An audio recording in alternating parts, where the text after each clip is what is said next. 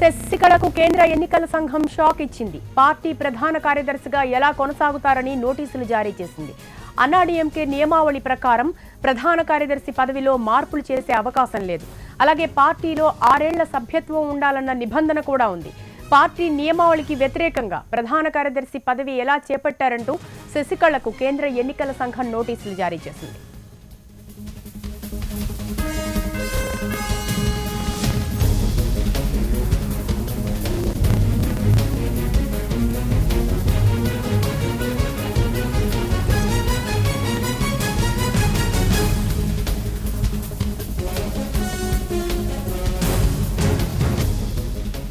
శశికళకు కేంద్ర ఎన్నికల సంఘం షాక్ ఇచ్చింది.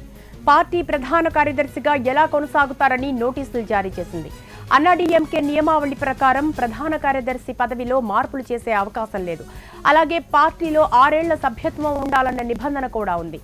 పార్టీ నియమావళికి వ్యతిరేకంగా ప్రధాన కార్యదర్శి పదవి ఎలా చేపట్టారంటూ శశికళకు కేంద్ర ఎన్నికల సంఘం నోటీసులు జారీ చేసింది.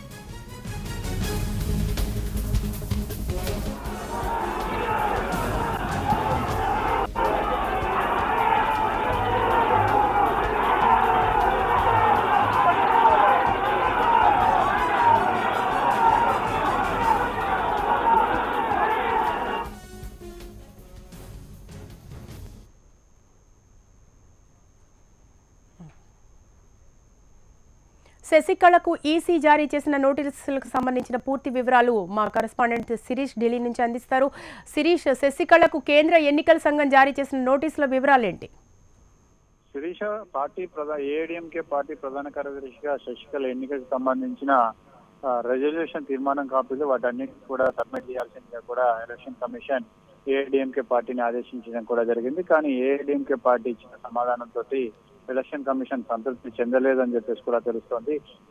ఆమెకు అసలు ప్రాథమికంగా పార్టీలో సభ్యత్వం అనేది ఉందా లేదా, ఆమె ఎన్నికకు సంబంధించి ఏదైతే రెజల్యూషన్ జరిగిందో ఆ రెజల్యూషన్ సంబంధించిన కాపీలన్నింటినీ కూడా ఎలక్షన్ కమిషన్ కు సబ్మిట్ చేయాల్సిందిగా కూడా ఎన్నికల సంఘం ఆదేశించడం కానీ జరిగింది. కానీ ఏఐడిఎంకే ఇచ్చిన రిప్లైలో మాత్రం ఇది అడాక్ బేసిస్ నా జరిగిన అరేంజ్మెంట్ అని చెప్పేసి కూడా సబ్మిట్ చేయడం కూడా జరిగింది. దీంతో ఎలక్షన్ కమిషన్ ఈ ఎన్నికకు సంబంధించి జవాబు చెప్పాల్సిందిగా కూడా పార్టీ ప్రధాన కార్యదర్శి శశికళకు నోటీసులు జారీ చేయడం జరిగింది. శశికళ ఈ విషయం పైన న్యాయ నిపుణులతో పార్టీకి సంబంధించిన నిపుణులతో కూడా చర్చిస్తున్నారు. దానిపైన ఆమె నోటీసుకు ఇచ్చే సమాధానం బట్టి తదుపరి ఎలక్షన్ కమిషన్ నిర్ణయం అనేది కూడా తీసుకునే అవకాశం ఉంది. నిన్న పన్నీర్సెల్వం తిరుగుబాటు బావుట ఎదురువేసిన తర్వాత ఈ రోజు ఎలక్షన్ కమిషన్ నోటీసు జారీ చేయడం అనేది శశికళకు కొంత ఇబ్బందికరమైన పరిణామం అని చెప్పేసి కూడా చెప్పొచ్చు. దీన్ని ఆమె ఏ విధంగా అధిగమిస్తారనేది కూడా చూడాలి. ఎలక్షన్ కమిషన్ కు సంతృప్తికరమైన సమాధానం ఇస్తారా లేదా, ఆమె ఎన్నికలకు సంబంధించి ఏదైనా అంటే ఆ ఎన్నికలకు సంబంధించిన కాపీలన్నింటినీ కూడా సబ్మిట్ చేయాల్సింది కాబట్టి ఆమె సబ్మిట్ చేస్తారా లేదా అనేది కూడా చూడాలి. అయితే ఆమె ఎన్నికలకు సంబంధించి మాత్రం కొంత గందరగోళమైన పరిస్థితి అనేది కూడా నెలకొని ఉన్నట్టుగా కూడా ఎలక్షన్ కమిషన్ గుర్తించినట్టు తెలుస్తోంది. Shirish. Right, thank you Shirish. अरे उनको बोलो टॉस कर